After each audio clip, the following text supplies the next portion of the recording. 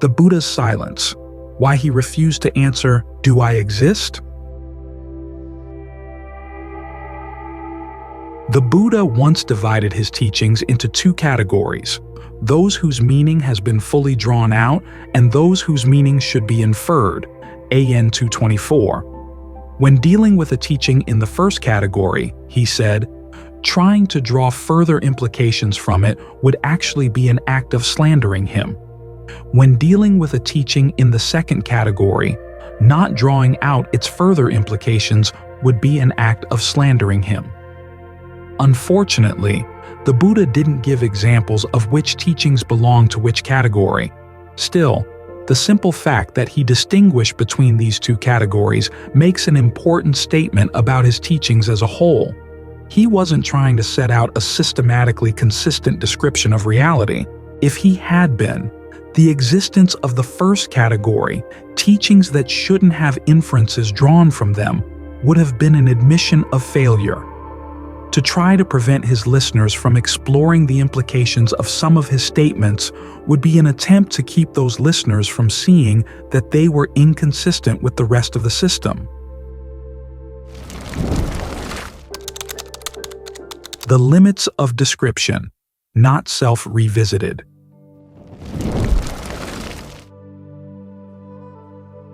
But as the Buddha said on several occasions, the essence of all his teachings was to lead to release, MN 29 to MN 30. In other words, his words were never meant to be just descriptive. They were primarily performative, meant to be put to use to have an effect on the mind. In some cases, the proper effect was to be achieved by taking his words just as they were. In others, it was best achieved by exploring the implications of the words. But in no case were the words ends in themselves.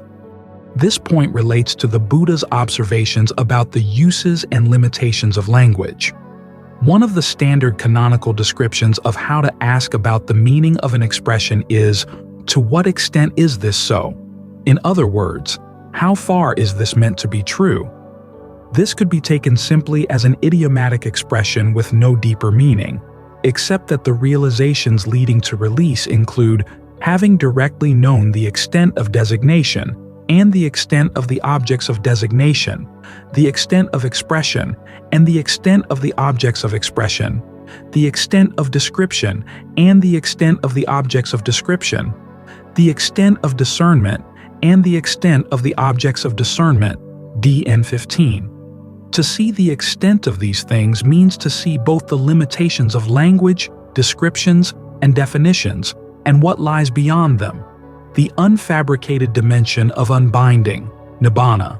Even a stream enterer, one who has had his or her first taste of awakening, is said to have seen the drawbacks of the faculty of discernment, which is equivalent to right view, and also the escape from it, SN 48.3. On the way to awakening, a person who applies the highest level of right view to the arising and passing away of contact at the senses is said to enter a mental state where even thoughts of existence and non-existence with reference to the world of the six senses don't occur to the mind, SN 1215. Having been through such an experience and the resulting release, it's hard to imagine that such a person would then give total, unlimited approval to statements about the existence or non-existence of anything in the world. Truths, even when true, have their limits. This is why the texts so often speak derisively of sectarians who defend a view saying, "Only this is true. Anything otherwise is worthless." In 1093. The need ultimately to go beyond words and discernment comes from the fact that they are made of perceptions and thought fabrications, which are aggregates coming under the term name in name and form. As with all aggregates, even the statements of right view, after they have done their work, have to be abandoned for the mind to gain release.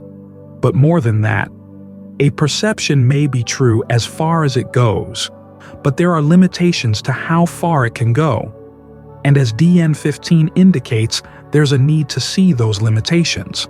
In one passage, the Buddha goes to the extent of identifying only one thing as really true: unbinding.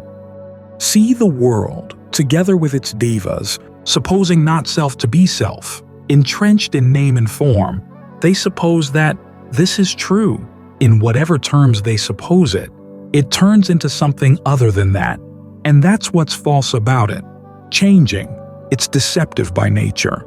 Undeceptive by nature is unbinding. That the noble ones know as true.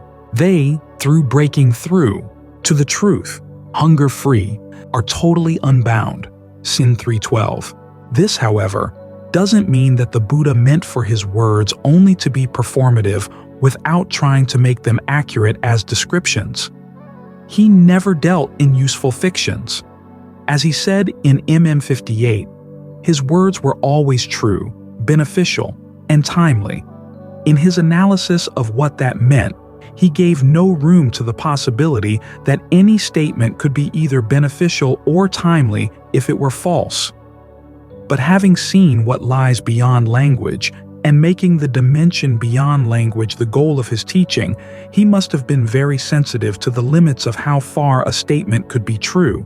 This is why, as a teacher, his main concern was to use true statements in such a way that they would lead the listener to act in such a way as to lead to release. And this is why he would avoid answering questions on topics where statements of any kind would not lead in that direction. It's possible to find at least 60 questions in the suttas that the Buddha or his arahant disciples put aside on the grounds that any attempt to answer them would actually get in the way of awakening. See Skill in Questions, Chapter 8. So, when interpreting the Buddha's teachings, it's important not to fall into the scholarly bias that tries to capture the views of an awakened person in the net of its language. This applies both to attempts to draw implications from his words to answer questions that he put aside, which, as AN 224 notes, would be akin to slandering him, and to attempts to depict the practice as a process of leading the meditator simply to give full assent to the accuracy of the Buddha's teachings as a description of reality. To capture the practice in a net of words in these ways is to miss the meaning and purpose of the Buddha's teachings entirely.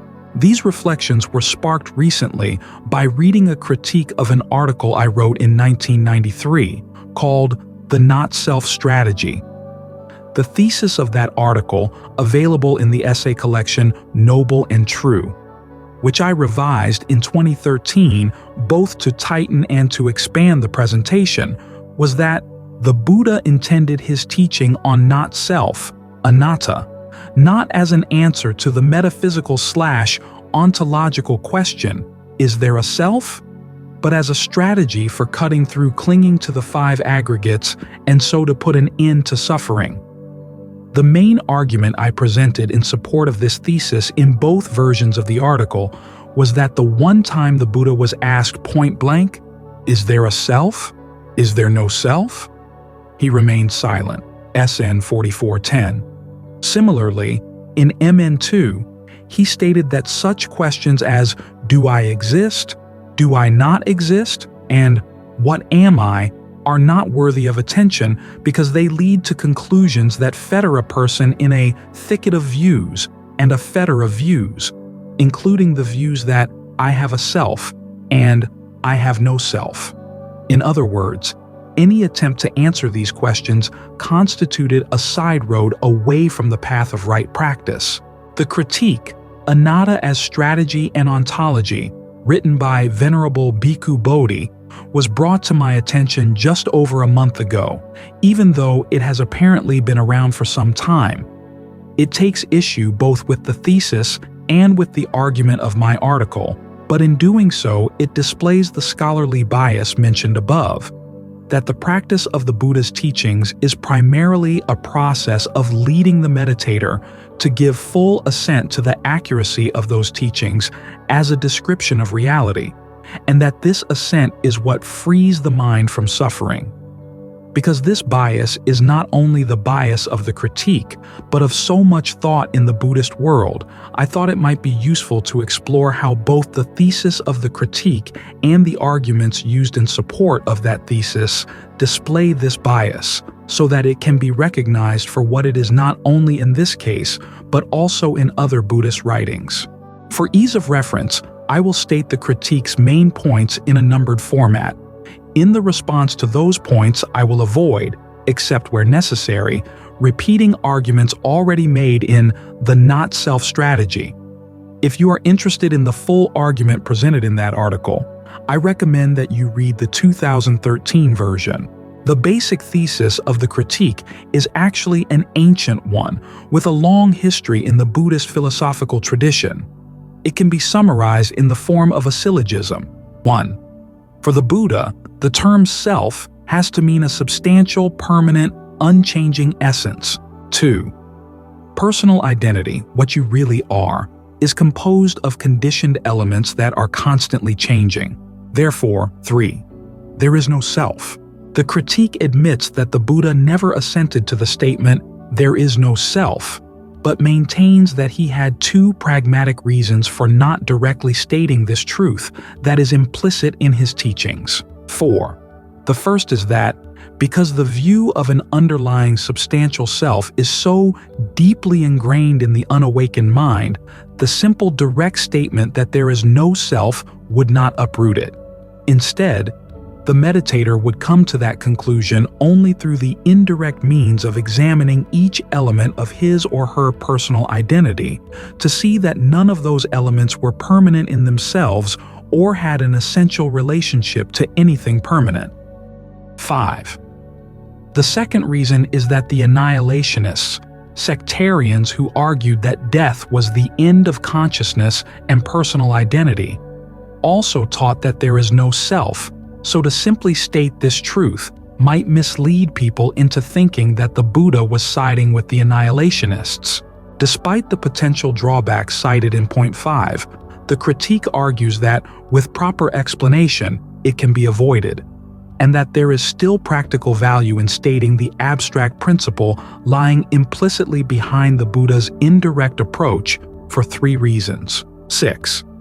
The fact that there is no self is what makes the teaching on not-self work as a strategy. 7. The attainment of stream entry is what frees the meditator from the mistaken belief that there is an unchanging core to personal identity. 8.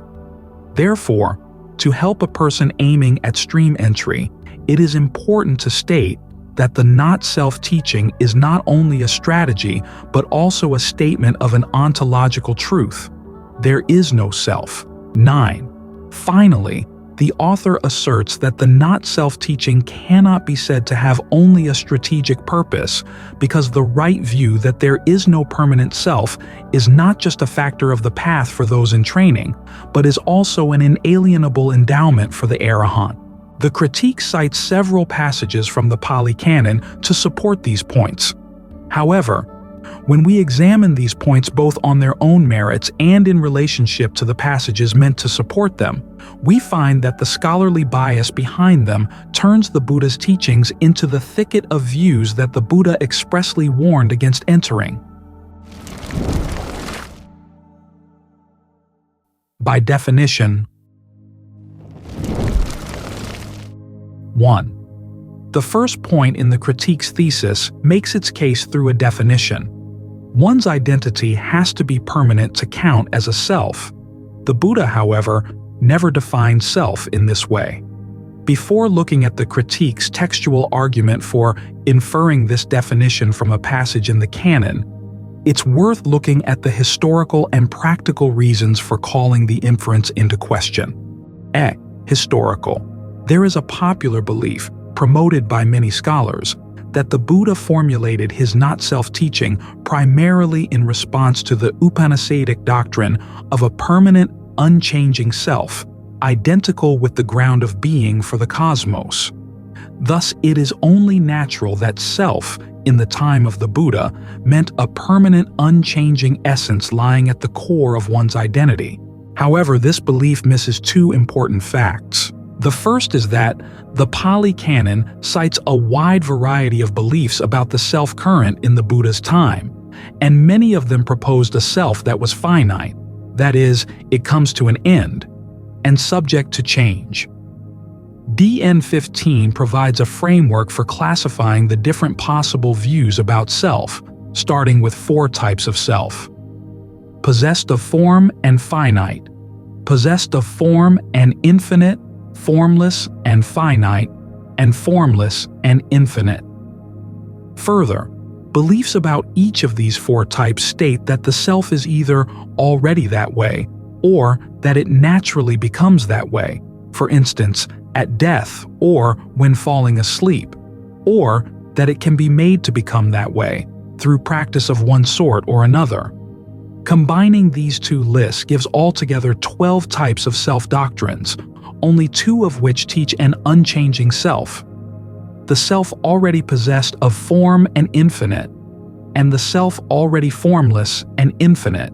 In addition, DN1 cites 7 annihilationist views about the self, 3 defining the self as possessed of form, 4 defining it as formless, that perished at death. Moreover, there are 2 instances where the Buddha, when mentioning the view of a permanent unchanging self, identical with the cosmos, MN2, SN 2281, mentions it alongside other views of the self, implying that it is simply a particular instance of self-view and not the only one he is trying to refute. In MN2, he mentions it as a special case of the view, I have a self. In SN 2281, he mentions it as an additional case after discussing 20 ways in which a self-view can be constructed around the 5 aggregates. So it's clear that the permanent, unchanging self mentioned in some of the Upanishads, such as Brihadaranyaka 1:4-10 and Chandogya 3:14 2-3, was not the only self-view the Buddha was addressing with his not-self teaching. The second fact missed by the popular belief about the primacy of the Upanishadic view of the self at the Buddha's time is that the major Upanishads are not unanimous in the ways they define the self. It's impossible to know whether all of these Upanishads existed at the time of the Buddha, but it's enlightening to note that the major ones offer a variety of doctrines of the self that fall into at least 8 and perhaps 9 of the categories listed in DN 15, including doctrines that describe the self as already possessed of form and finite, Brihadaranyaka 2:5-1, Maitre 6:11, and naturally becoming possessed of form and finite, Brihadaranyaka 4:3-19-21. In other words, even some of the Upanishads taught the self was impermanent, so it might have been the case that the Buddha derived many of the categories of his framework in DN 15 at least partly from the wide variety of self-views in the Upanishads. So the idea of a permanent self did not have a monopoly in the time of the Buddha. This means that if he were going to insist arbitrarily as a crucial assumption that a self had to be permanent to qualify as a self, he would have had to present a case to defend that definition. But he never did. So it's unlikely that this assumption should be inferred from his teachings. B. Practical. One of the fetters abandoned at stream entry is the fetter of identity views. The canon shows that these views relate to various ways of conceiving the self in relation to the 5 aggregates. However, to restrict the definition of self, in this case, to a permanent, unchanging essence, raises many practical questions. Why would a belief in a permanent self be any more of a fetter than a belief in an impermanent self? And if the annihilationists, as DN1 shows, believe in an impermanent self, does that mean that they have already dropped the fetter of identity views? If so, why does the Buddha single them out as holding to a view that is particularly evil, papaka? Practical experience shows that people who define their body as their self, knowing that it will perish at death, are even more attached to it, and will do worse things to ensure its survival than do people who believe that the self survives death. And the recent embrace of gender fluidity has shown that people will cling just as firmly to the fluidity of an identity they know to be fluid as they will to an identity that they think is permanent. So, to insist that a self-view has to posit a permanent self in order to be a fetter makes no practical sense. See textual. The passage the critique uses to infer that the Buddha assumed implicitly that the term self had to mean a permanent, unchanging essence comes from MN 148. In this passage, the Buddha argues that it's not tenable to view the senses, their objects, along with consciousness, contact, feeling, and craving based on the senses and their objects, as self. The reasoning in each case follows the same pattern and can be illustrated with the Buddha's argument focused on the first sense, the I. If anyone were to say, the I is the self, that wouldn't be tenable. The arising and falling away of the I are discerned, and when its arising and falling away are discerned, it would follow that myself arises and falls away. That's why it wouldn't be tenable if anyone were to say, the I is the self. So the I is not self. Although it might be possible to infer from this passage that the Buddha assumes that self must be defined as something permanent, not subject to arising and falling away, the above-mentioned difficulties that would follow from this inference suggest that there must be a better way to construe the Buddha's reasoning here, and there is one inherent in any idea of self. The self, whether permanent or not, can't watch itself arise and pass away. To discern its arising, it would have to be there before its arising. To discern its passing away, it would have to survive its passing away. This means that whatever it's discerning as arising and passing away can't be the same thing that it is, which means that whatever isn't itself. This interpretation avoids the above difficulties of insisting that self has to mean a permanent, unchanging essence because it focuses on a fact inherent in every idea of self and is not an arbitrary assumption with little practical value. It also allows for the fact that clinging to the idea of an impermanent self can be a fetter. So it's a preferable way of interpreting this passage. At the same time, this interpretation is in line with the meaning of the term anicca, which the Buddha frequently used in connection with the teaching on not self, and which is all too often translated as impermanent. Actually, the term is the negative form of nika, or constant.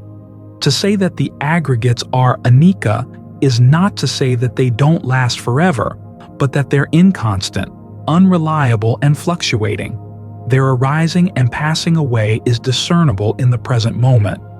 This observable fact is what can lead to the value judgment that they are not worthy of regarding as self. So there's no basis in the canon for supporting the first point of the critique that the word self in the Buddha's teachings has to mean a permanent, unchanging essence. A distinction without a difference. 2. Given that self in the Buddha's teachings doesn't have to mean a permanent essence, it's a mistake to distinguish, as the critique's second premise does, between self and constituents of personal identity. That is, what you are. What you are is the same thing as yourself, regardless of whether that identity is permanent or not. The fact that, for the Buddha, this would count as a distinction without a difference is shown by the questionnaire he frequently used to lead his listeners to the conclusion that the aggregates are not self. With each aggregate he would ask, is it constant or inconstant? The answer, inconstant. The questionnaire would then proceed as follows.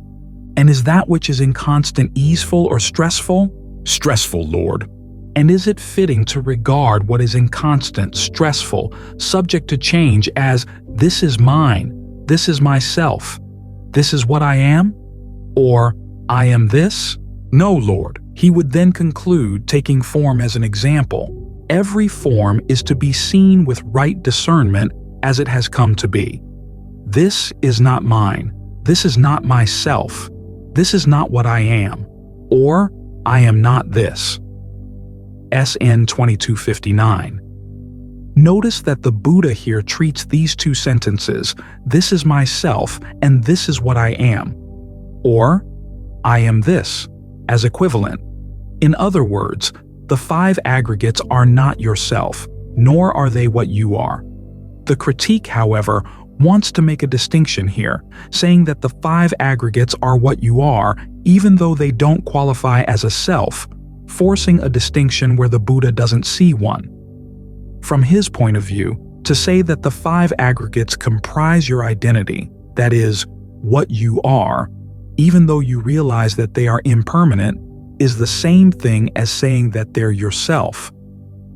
This, of course, would go directly against the point he is trying to make with this questionnaire, that the aggregates are not worth identifying with in any way at all. The fact that the canon treats this is myself as equivalent to I am this is also shown by the ways it defines the fetter of identity view.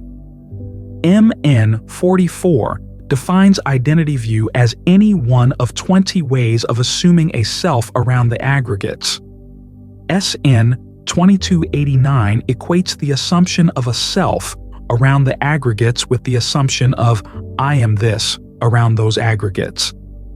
This is why the annihilationists who say that the self perishes at death, DN1, are still fettered with identity view.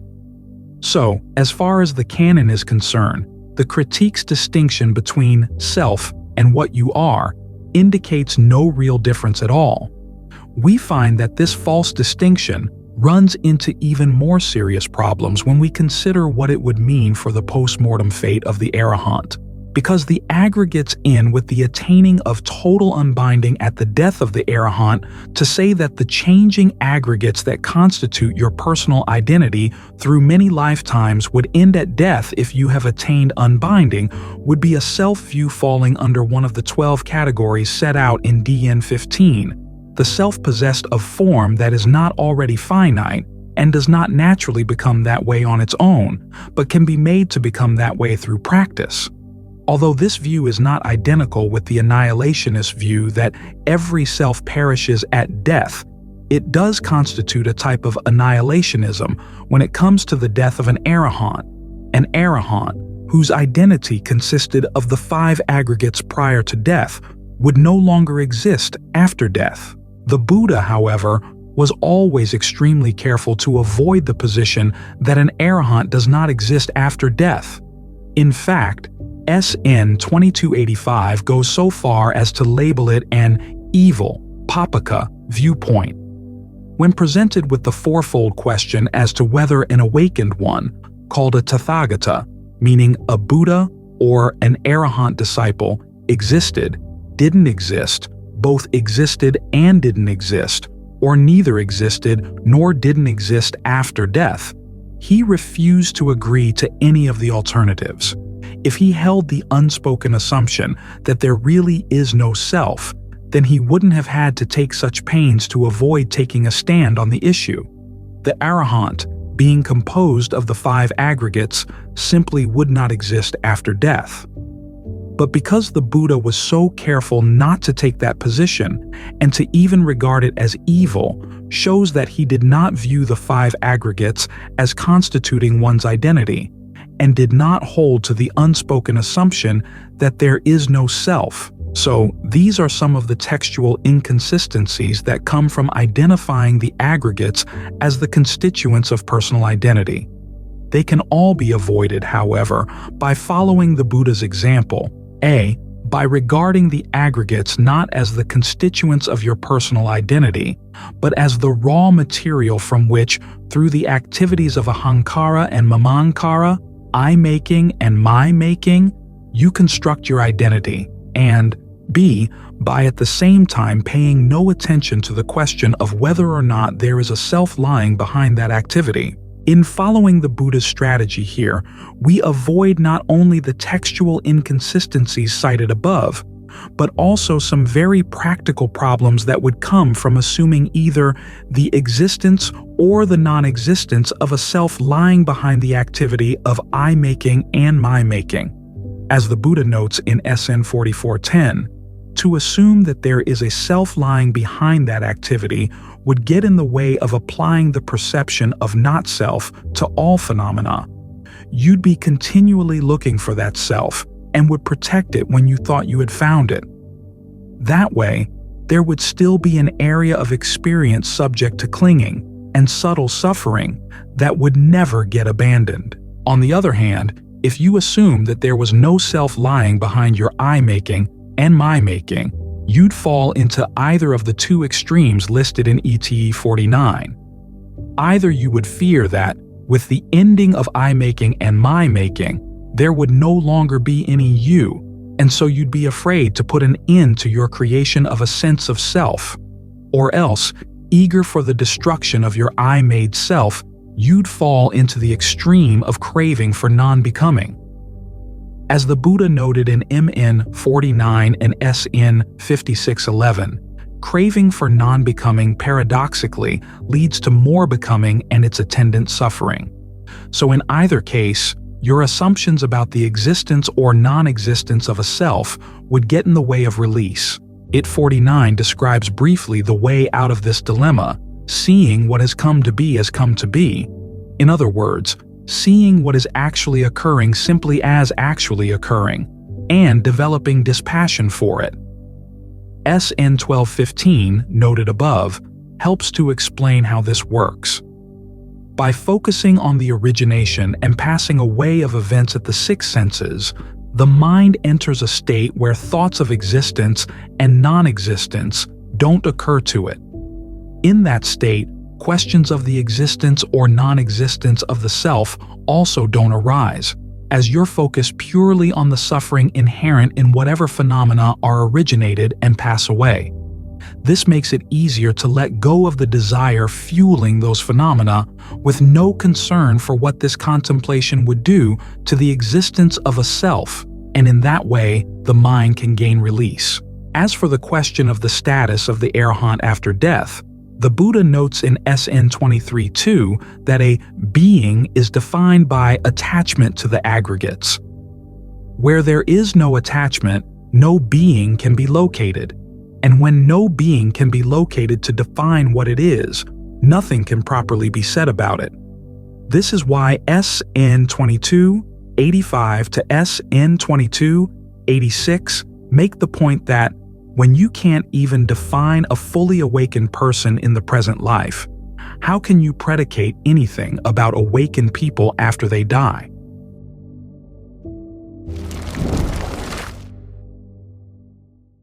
Further implications.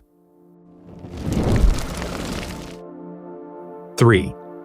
Because the two premises of the syllogism lying at the heart of the criticism of the not-self strategy are false, the conclusion based on them is unfounded.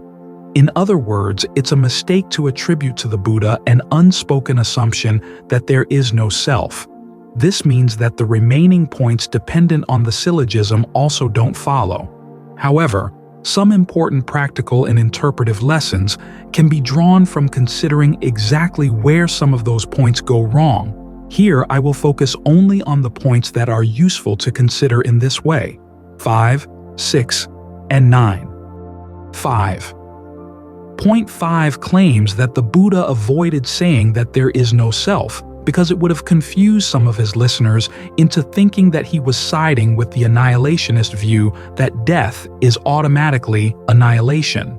On an immediate level, it's hard not to be amazed at modern interpreters who think that although the Buddha refused to state that there is no self for fear that this statement would cause confusion among his listeners, they can make this statement at present on his behalf without causing confusion among theirs. However, that point aside, the critique bolsters its claim here with an assertion that has to be addressed.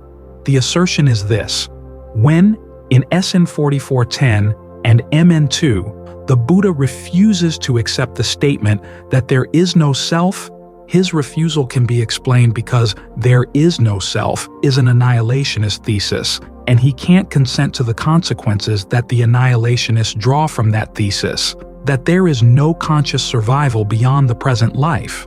This interpretation is mistaken on 2 points. Although SN 4410 does state that to say there is no self would be to conform with the annihilationists, MN2 makes no mention of annihilationists or annihilationism at all. So there is no reason to assert that in that sutta he is rejecting the statement "I have no self" only because he wanted to avoid sounding like an annihilationist. As he says there, simply the view "I have no self" gets one involved in a thicket of views. And the tangled history of Buddhist philosophy, ever since interpreters of the Dhamma began interpreting the not-self teaching as based on the assumption that there is no self, has borne this statement out. The Buddha had a systematic strategy for classifying questions into 4 types, as to whether they deserved a categorical answer, an analytical answer, whether they might first require cross-questioning the listener before answering, or whether they should be put aside and left unanswered. In both SN 4410 and MN2, he leaves the question of the existence of a self unanswered. If he had an analytical view of the non-existence of the self, that, for example, there is no permanent self, but that there is a continuum of personal identity that does not automatically end with death, he could have easily stated it, but he didn't. He had it totally within his power to have said, "There is no categorical answer to that question," his typical way of beginning a response to a question deserving an analytical answer. But he didn't. If, in SN 4410, he had wanted to state such an analytical position to Venerable Ananda, who was present at the conversation and who surely would have understood him, he would have. But he didn't. And, as noted above, in MN2, he states in no uncertain terms that questions related to the existence or non-existence of the self aren't worth paying attention to at all. As noted in the introduction to this essay, to draw inferences from the Buddha's teachings that would provide answers to questions he deliberately put aside, even if they are analytical answers, has to count as a form of slander as mentioned in AN 224. Why does the not-self strategy work? 6. Point 6 raises a valuable question. Why does the not-self strategy work in liberating the mind from clinging, rather than following the critique strategy of trying to find the answer to this question by inferring from the suttas a position that the Buddha refused to endorse, that there is no self? It's more fruitful to look for the answer in the Buddha's express statements about how and why clinging to a self-view happens in the first place. When we understand how self-view is fabricated, how clinging is fabricated around that, and why that clinging constitutes suffering, we can understand the Buddha's strategy for bringing these fabrications to an end. MN 44 notes that all self-identity views revolve around one or more of the 5 aggregates: form, feeling, perception, fabrication, and consciousness. In each case, the self can be defined as being identical with the aggregate, as possessing the aggregate, as being inside the aggregate, or as containing the aggregate within it. This gives 20 types of identity view in all. Acts of fabrication, that is, intentional choices, play a many-layered role in shaping the aggregates and any of the identity views that cluster around them. As SN 2279 notes, fabrication plays a role in fabricating each aggregate for a purpose. And as SN 2281 further notes, the act of assuming a self around any of the aggregates is also a fabrication, based on craving, which in turn is based on ignorance. SN 2260 identifies the purpose underlying both layers of fabrication. It's because of the pleasure to be obtained from the aggregates that beings are infatuated with them. We fabricate both the aggregates and the sense of self around them in order to obtain that pleasure. In other words, the pleasure to be found in the aggregates is the root cause of why we desire them and cling to them, building a sense of self around them, even without having to think that the aggregates are permanent.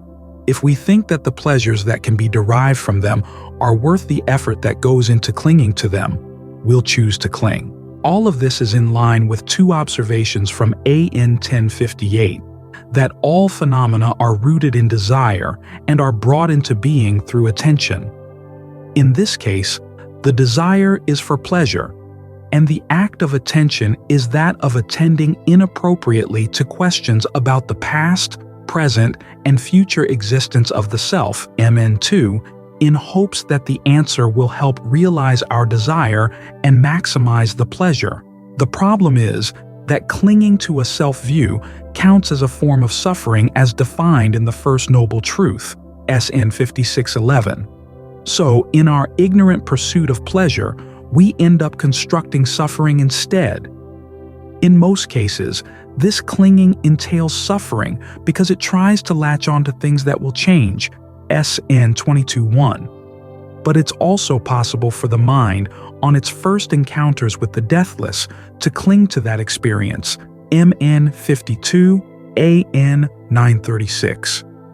Even though the deathless is not fabricated and so is not subject to change, the act of clinging to it is fabricated and so entails suffering nevertheless. Because all of this clinging and fabrication is driven by desire, sparked by an ignorant value judgment, seeing that it's worth the effort to fabricate aggregates and self-views for the sake of the pleasure. The strategy to undercut it has to replace it with a more accurate value judgment, that the pleasure is not really worth the effort at all. This is where the not-self strategy comes in, to focus attention on how much effort actually goes into fabricating the aggregates and the self-views based around them, and on how the results don't really repay the effort that goes into them. In other words, its purpose is to accentuate the fact of the effort required by fabrication and to raise the question of its value, whether it's worth the effort to keep fabricating.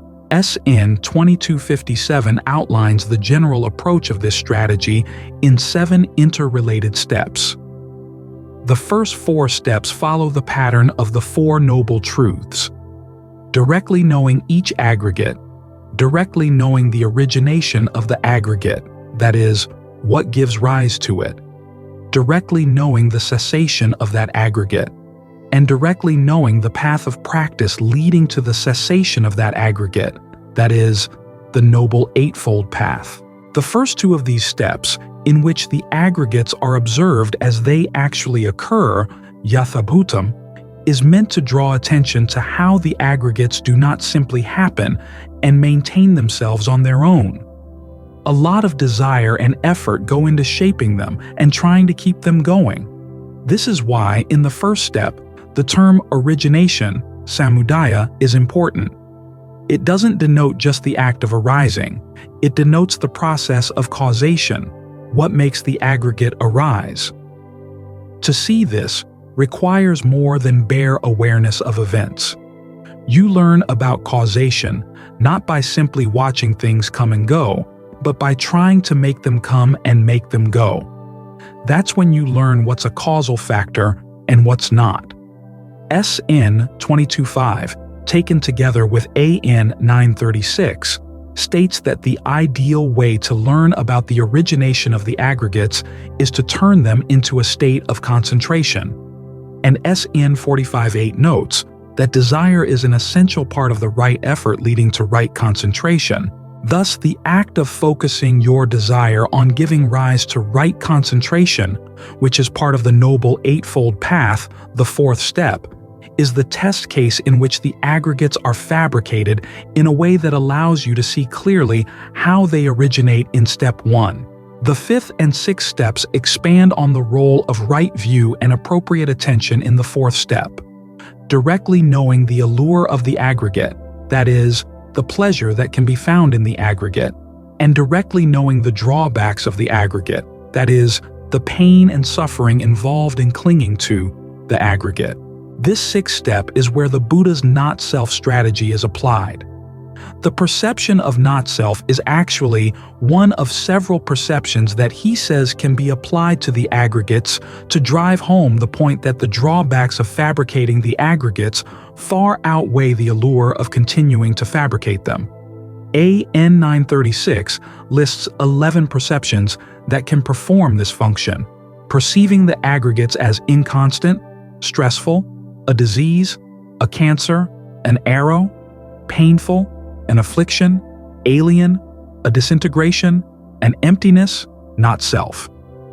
These fall under three main perceptions: inconstancy, stress/suffering, and not self. And as we have seen from the Buddha's not-self questionnaire, these three are intimately related. If something is inconstant, it's stressful. If it's stressful, it's not worth identifying as mine, myself, or what I am. As noted above, SN 1215 says that this contemplation, when applied to events at the senses as they are happening, leads to a state where there are no thoughts of existence or non-existence. So there's no concern for what this contemplation will do to the existence or non-existence of the self. In this way, the Buddha's questionnaire and the resulting value judgment can be applied without fear to every aggregate as it's experienced.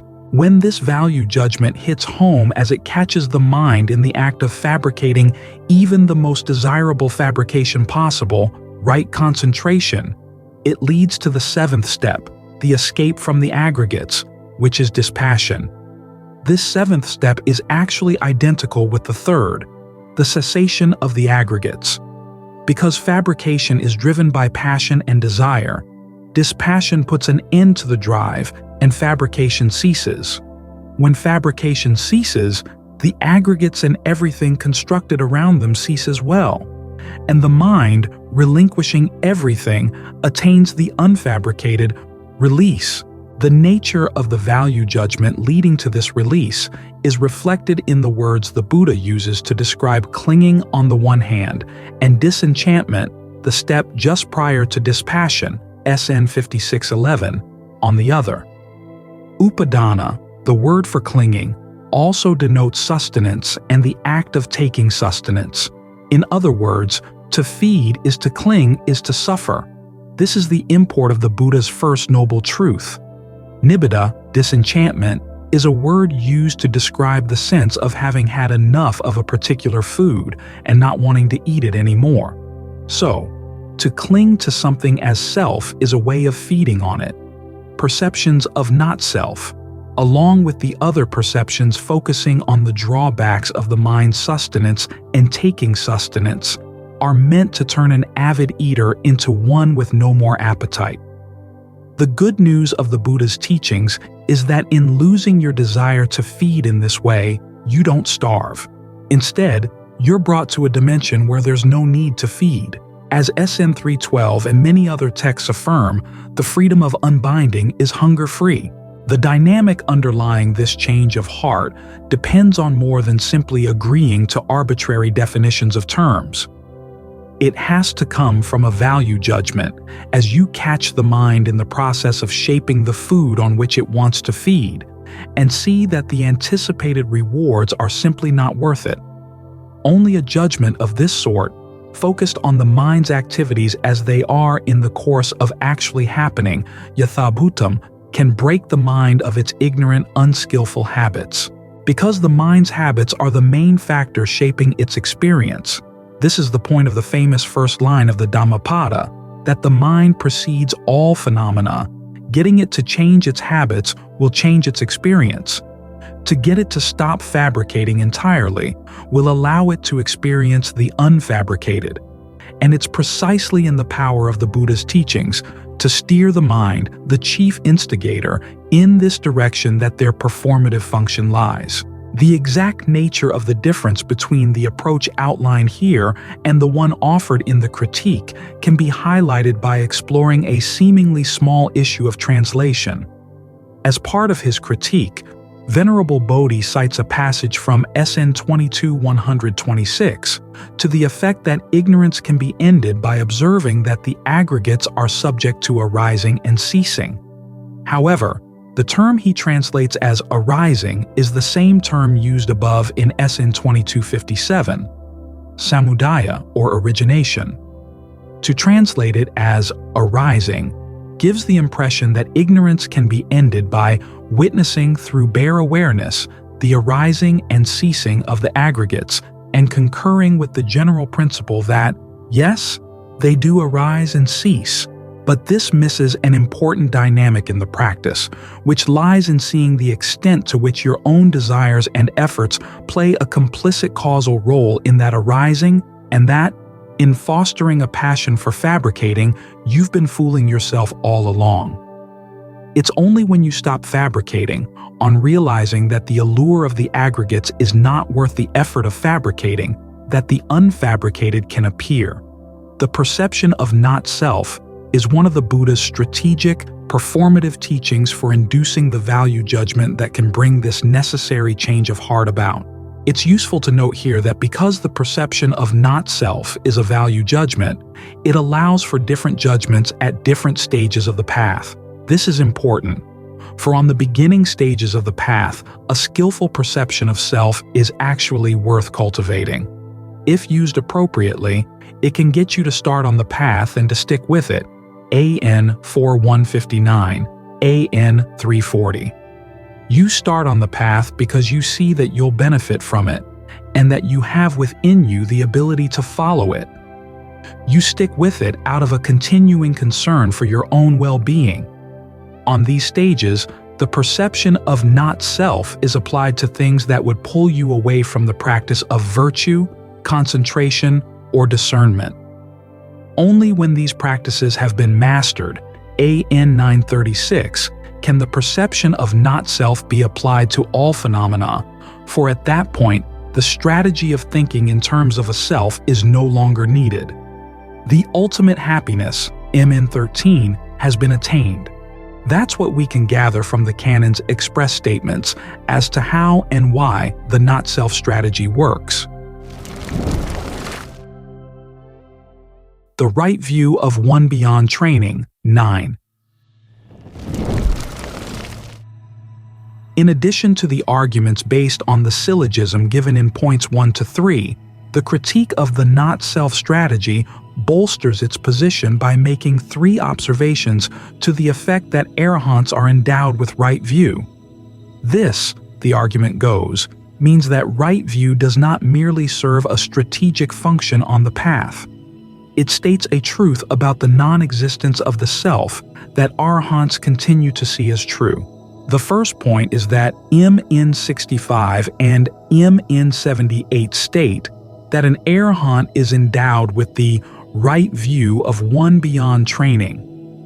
The critique claims that because this term is nowhere defined, its meaning must be identical with the right view of one on the path, that all phenomena are not self. The second point is that in Sen 122, Venerable Sariputta states that arahants should attend to the 5 aggregates as not self.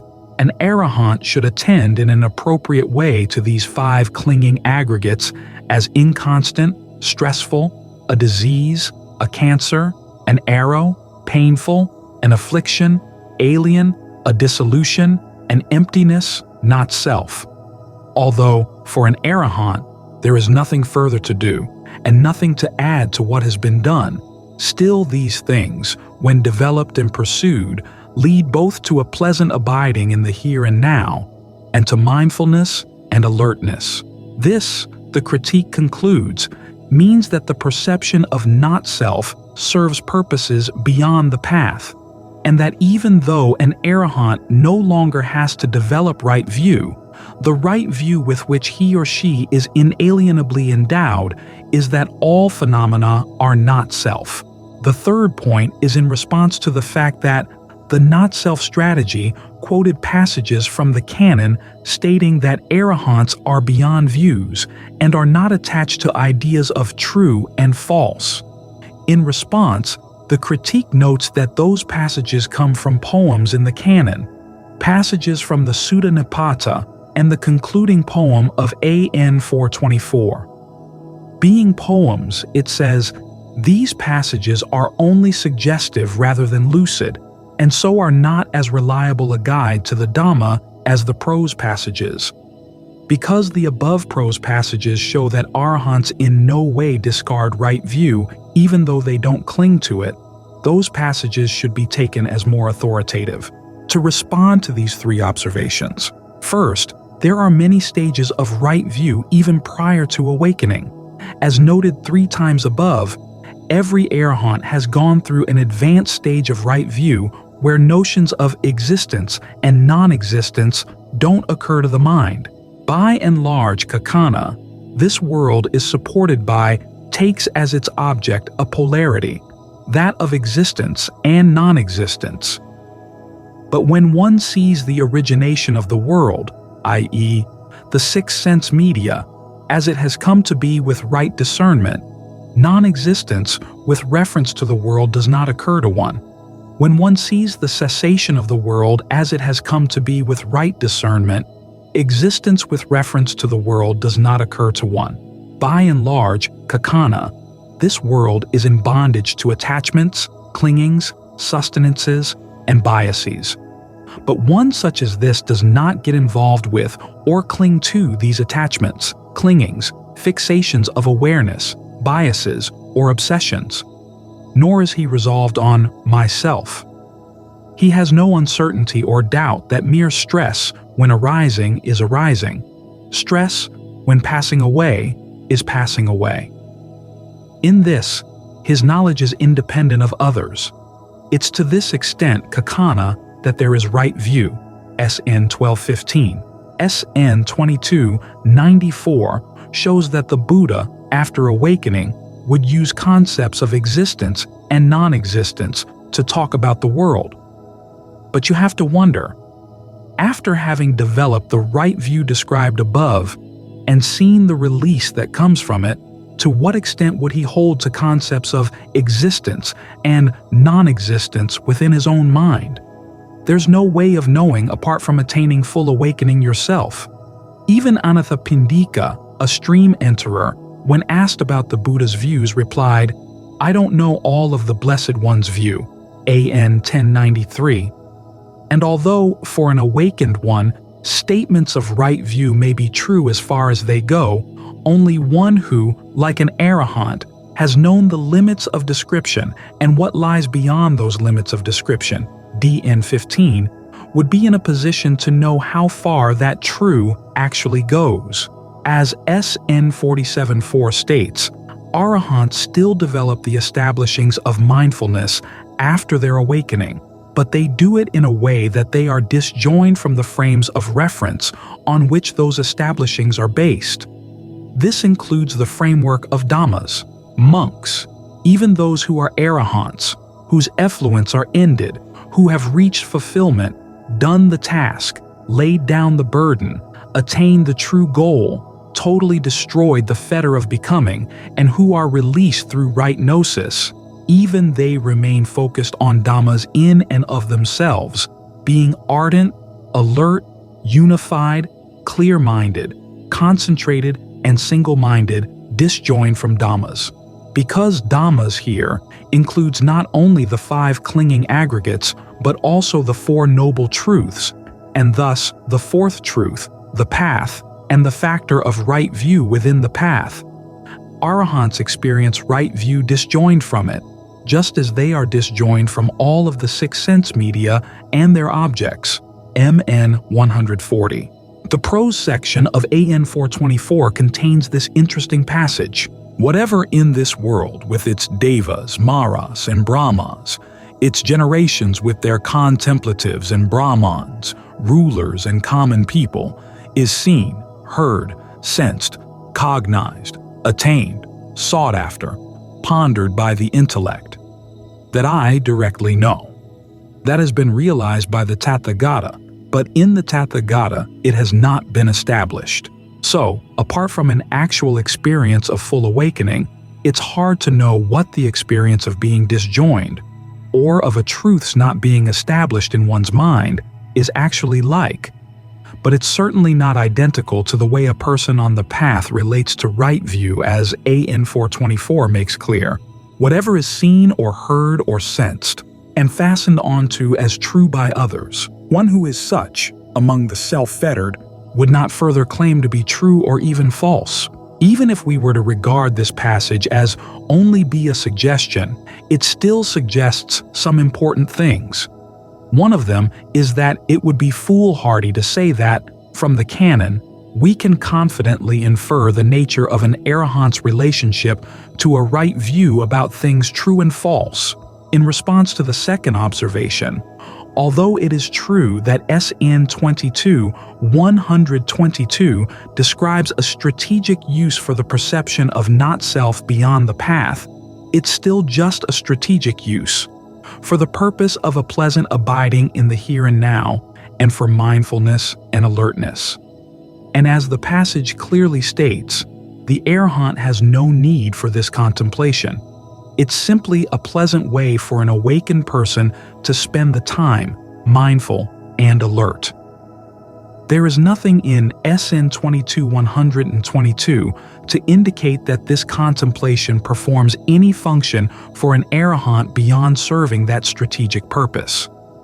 And given what we have noted under the first point, it would be hard to say how far the truth of that perception goes in the eyes of someone who has seen the limitations of perception and what lies beyond perception. As for the third observation, not all the canon statements about the limitations of language in describing the arahant's relationship toward right view are contained in the poems. Some prose passages speak of these limitations as well. For instance, a prose discourse, SN 48-4, clearly states that the arahant has realized the escape from discernment, which is equivalent to right view. The passages in SN 12-15, DN 15, and AN 1093, cited above to support this point, are in prose, as is the first half of AN 424 cited in the original article. Secondly, the prose passages of the canon never suggest that the poems recorded in the canon are to be dismissed as only suggestive. On the contrary, several prose passages are devoted to ferreting out the meaning of verses that they treat as particularly profound. See, for example, SN 22-3, AN 332, AN 333, AN 441, and AN 661.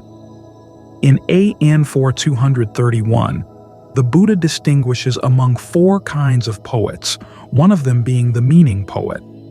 Although he doesn't define any of the four, the implication is that he himself was a meaning poet, one whose verses had meaning and were not to be dismissed, in the words of AN 246, as being merely elegant in sound and elegant in rhetoric.